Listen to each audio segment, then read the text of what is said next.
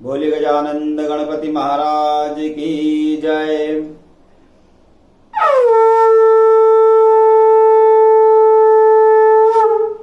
गोपाल कृष्ण भगवान की जय। महंकालेश्वर भगवान की जय। अब मैं आप सभी को करवा चौथ की कथा सुनाने जा रहा हूं।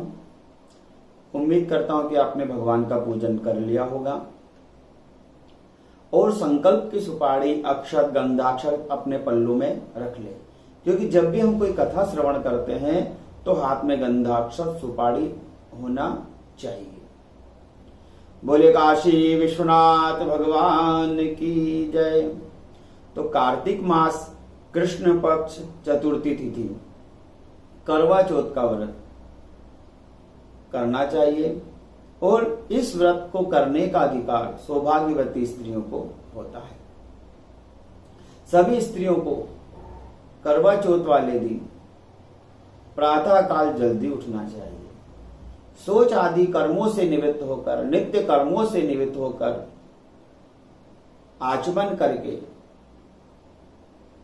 और संकल्प लेना चाहिए। संकल्प बिना लिए भगवान की पूजा अधूरी मानी जाती है, इसलिए संकल्प लेना चाहिए। मन में को सात्विक भाव रखना चाहिए। ईर्ष्या, द्वेष, काम, क्रोध, लोभ, जलन, गुस्सा, इन चीजों को व्रत वाले दिन त्याग देना चाहिए और मोबाइल का उपयोग भी ज्यादा नहीं करना चाहिए, नहीं तो व्रत भंग हो जाता है। बोले गोपाल कृष्ण भगवान की जय। अब करवा चौथ के दिन हमें चंद्रमा की स्थापना करना चाहिए। अब चंद्रमा का पाना बना बनाया हमें मिलता है, नहीं मिलता है तो हम चंद्रमा की आकृति बना सकते हैं, चंद्रमा का यंत्र हम ला सकते हैं। जो भी हमारे पास उपलब्ध हो उस हिसाब से चंद्रमा देव की स्थापना करना चाहिए और चलित करना चाहिए। गणेश जी, भगवान भोलेनाथ, माता पार्वती का पूजन भी साथ में करना चाहिए और जो भी पूजन की सामग्री है, दक्षिणा है, वह ब्राह्मण को देना चाहिए।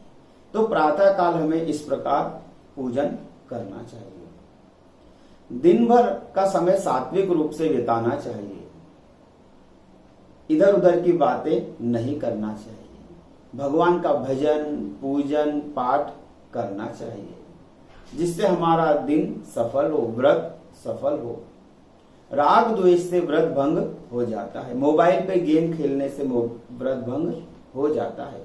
इसलिए आप इन बातों का विशेष रूप से ध्यान रखें और समय व्यतीत करने के लिए हमें घूमने भी जाना नहीं चाहिए। भगवान का भजन, पूजन, पाठ करना चाहिए, कथा सुनना चाहिए और शाम के समय पुनः स्नान करना चाहिए, क्योंकि हमें वापस से पूजन करना है। चंद्रोदय का समय हमें देखना चाहिए, चंद्र दर्शन हमें करना चाहिए। जो हमारी कुल की परंपरा है या जो भी हम लोकाचार से पूजन करते हैं, जैसा भी हमारा ज्ञान है उसके अनुसार चंद्रमा का पूजन करना चाहिए, अर्घ्य देना चाहिए। परंपराओं का निर्वाह करते हुए पति को परमेश्वर मानकर पूजन करके व्रत का पालना करना चाहिए। इस प्रकार ब्रह्मचर्य का पालन करना चाहिए। अब कथा आती है कि द्रौपदी और अर्जुन में बड़ा प्रेम था और अर्जुन नित्य नए युद्ध में लगे रहते थे। स्वाभाविक सी बात है, पति रोज युद्ध पे जा रहा हो, लड़ने जा रहा हो, काम ही युद्ध का हो, तो पत्नी को चिंता होना स्वाभाविक रहता। द्रौपदी इस बात से बड़ी दुखी रहती कि आज अर्जुन यहाँ युद्ध करने गए हैं, कब युद्ध छिड़ रहा है, कब आ रहे हैं, कब जा रहे हैं, बड़ी चिंता का विषय रहता है। इसलिए द्रौपदी बड़ी परेशान रहती और एक समय उन्होंने भगवान का स्मरण करा। अब जब भगवान मिल गए, भगवान ने दर्शन दिए, तब द्रौपदी ने अपने मन की व्यथा भगवान को बताई कि प्रभु, आप मेरे इस भय को दूर करने का कोई उपाय बताएं। मुझे अपने पतिदेव अर्जुन की बड़ी चिंता रहती है।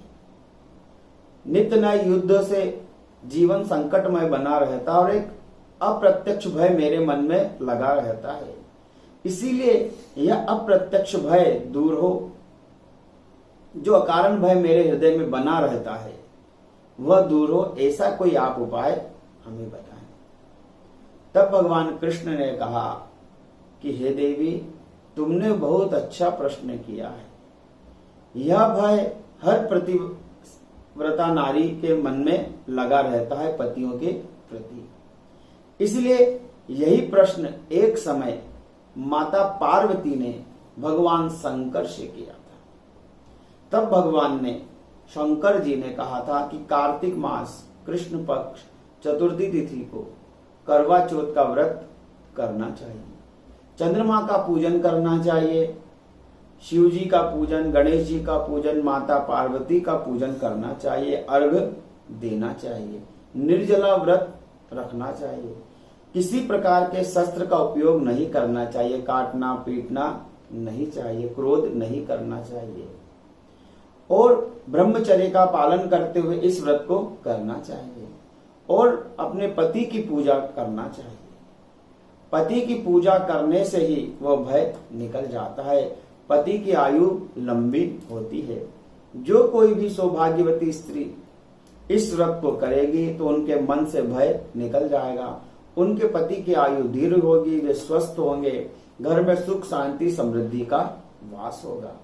इस प्रकार भगवान शंकर ने माता पार्वती को करवा चौथ के व्रत की विधि और कथा संक्षिप्त में बताई। तब भगवान शंकर ने यह विधि बताई और भगवान कृष्ण ने कहा कि हे द्रौपदी, तुम भी यदि करवा चौथ का व्रत धारण करोगी, अर्जुन का पूजन करोगी तो तुम्हारा यह भय निकल जाएगा।